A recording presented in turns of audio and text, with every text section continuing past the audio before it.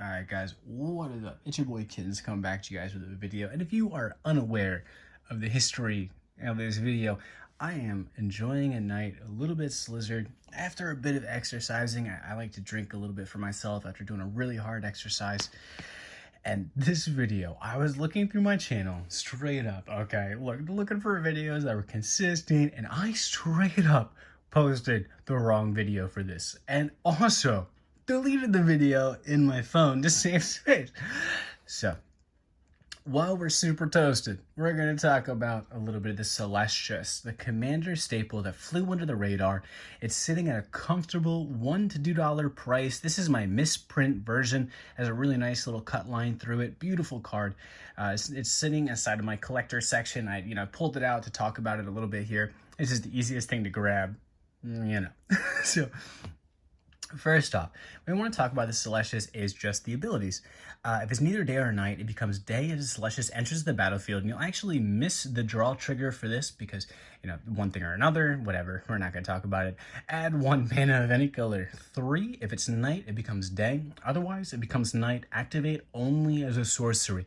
Activating only as a sorcery does matter significantly because things like Unwinding Clock, number of untapped non-land permanents won't be as abusable.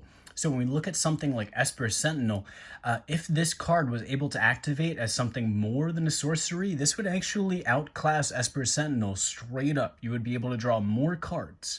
But yeah, that's an easy comparison. But yeah, just that as a sorcery makes this very similar to the Esper Sentinel, but not quite as good because of that 3 mana point. That price cost. And then whenever day becomes night or night becomes day, the iconic, beautiful line that I think that makes this an incredibly powerful card, you gain 1 life and then you may draw a card. If you do, discard a card. Absolutely powerful. May ability, gaining a life, discarding a card, you're putting something in the graveyard. You're getting access to a new card, and you're gaining a life. If this is happening 3 or 4 times throughout a game state, you're getting 4 life. You're putting 3-4 cards in the graveyard, possibly ones that you want in the graveyard, and you're drawing 3 or 4 new cards. That's exceptionally powerful for the 3 cost price point in any deck that's able to use it.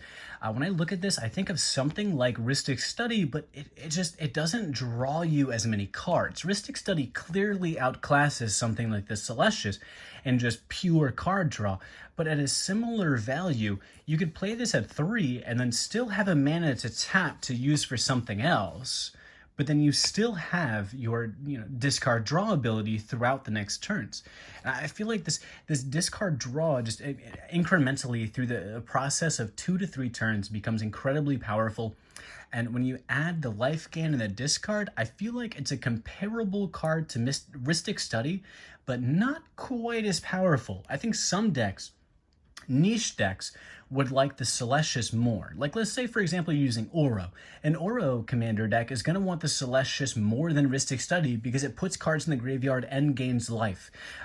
Gaining life being part of the commander's effect would possibly be something that you're taking advantage of in some of your other main deck cards. So the Celestus would outclass Rhystic Study in a handful of decks, but specifically an Oro deck, just off the top of the head, just something like that. I actually play an Oro deck, so that's kind of funny. I play a bunch of Simic commanders on my Simic deck.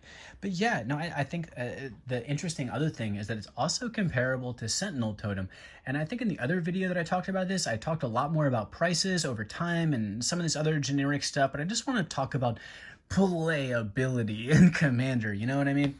So, something like the Esper Sentinel, you're going to draw similar cards, right about the same, but Esper Sentinel comes out right at that juicy turn 1, like right away you're drawing 1, 2, 3 cards maybe right on that turn 1 when people are trying to build up the board states. An incredibly competitive scenario, Sentinel, because it comes out on turn 1, outclasses Celestus because you're getting that card draw immediately, right on turn 1 for 1 mana. And it's a similar card draw. Now, again, it's just this weird line of how much do you want the card to be discarded per the 3 cost inside of high tier scenarios? Because when we're comparing this card, we're comparing a $1 card to a $15, $20 to $30 card because of the ability to draw cards inside of decks being so powerful. And it being so similar, again, it is so many times that I talk about this card and I think about it and I go, this is just flying under people's radar. I feel like this is a comfortable $10 to $15 card in the near future. And I don't want to excite anyone to be like, hey, go to TCG player and go buy like a 50 of these for $1 or some crap like that. But on the same level, this is a card that's fairly similar to cards that are comfortably sitting at $15 to $30 price points for many years. So I look at this and I think this is a fantastic investment. It's an interesting one. For me, I bought a handful of collector sets, so I ended up pulling a handful of the Celestus. I got my misprint copy. This is my baby right here. Heck yeah. So, this is one of those ones I'm going to talk about and just kind of generically say, hey, maybe you do want to buy this for $1.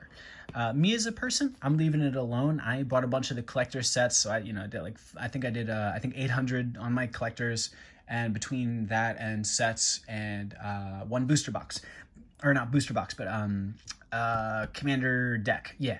But yeah, so for me, I ended up with a decent amount of these. But I hope you guys have enjoyed the video.